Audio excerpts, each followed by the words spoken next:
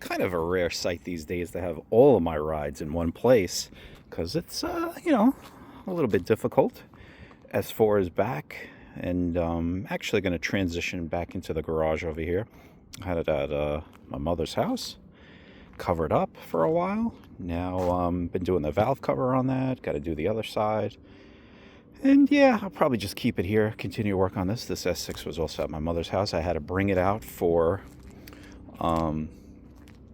inspection also. I got to figure out how many miles I put on a year. Can't be more than 500, just like this car. So probably even less on this. It's crazy.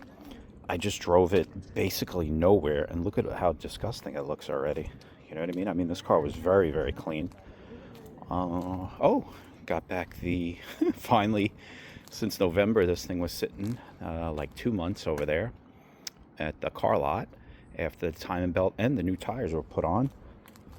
Hey, you can even see the sticker still on that tire.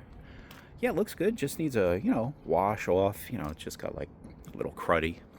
I'm going to do a quick detail. I might bring this one back to my mother's house and cover it. This way I have room. You know what I mean? And of course, just cleaning this from my wife because, that's her car. Yeah. Then I have this Lexus that's kind of clean already. And then the Tesla, which is supposed to be my wife's car, has become mine.